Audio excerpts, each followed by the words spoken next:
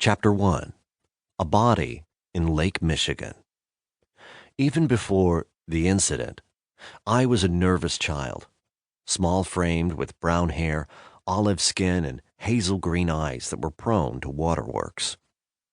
At 5 years old, I still sucked my thumb and wet the bed, and I had developed the strange habit of twisting my hair into small knots and pulling it out. This led to several bald patches on my scalp, until my mother, fed up, simply shaved it all off. She used to call me her green-eyed monkey, and I loved her fiercely. I was a real mama's boy, afraid of my broad-shouldered father. We lived a few miles from Lake Michigan in Chicago, within the beautiful suburb of Lombard. It was a picturesque area surrounded by lilac trees that infused the entire area with their sweet, intoxicating fragrance. It was a fantastic place to grow up.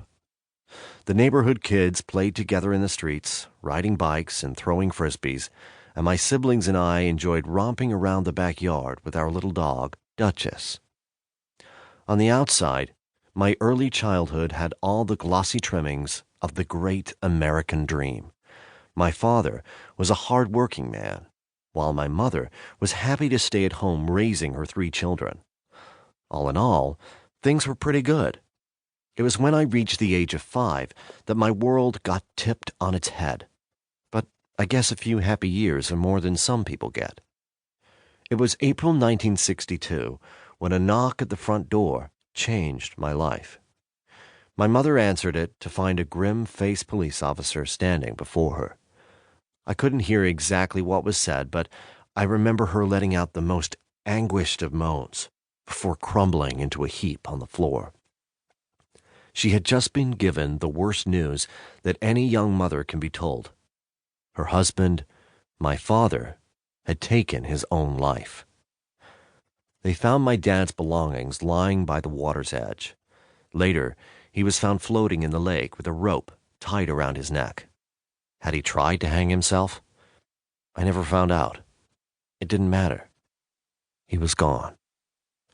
My father, Sidney Lestz, was 41 years old when he died. He was a handsome man, 5'5", stocky build, who loved playing cards and telling jokes. Although my memories of my father are vague, I have plenty of pictures of our family from that time. I know my dad loved sports, especially baseball, and that he was a semi-professional baseball player in the minor league. During the war, he was an airplane mechanic in the Air Force and served in Italy, among other places. I have pictures of him standing next to a plane with Lefty Lestz on it, a nickname given to him because he was left-handed. After the war, he retrained in Chicago as a photo engraver and was employed by one of the city's big newspapers. He also did photo engraving work on the side. My parents met at a dance shortly after the war and were pleased to discover they shared similar Russian Jewish heritage. They dated for a few months, fell in love, and were happily married. Or so it seemed. My mother, Bertha Lestz, was an elegant, thin-framed woman with brown eyes and thick brunette hair, styled into a tidy bob. She looked like a young Jackie Kennedy and wore patterned dresses with perfectly matched accessories. Like many women of her time, she hadn't graduated from high school and never worked outside the home. Before she married my father, she had run away and eloped with a Gentile, a non-Jewish man. This was an absolute no-no and meant that her family had cut her off. Her first husband was in the military, and he was killed in the Second World War, making her a widow at age 16. Despite this early tragedy, my mother managed to build a happy life with my father, and to look at, my parents embodied the perfect couple. They had a big house, a shiny car in the driveway, and 3 children. Moses was the eldest by 6 years. My sister Sage was the middle child, and I was the baby of the family.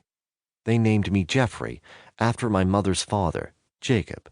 To keep listening to this audiobook, I've left you a link in the description so you can do it. at no cost thanks to Audible's 30-day free trial.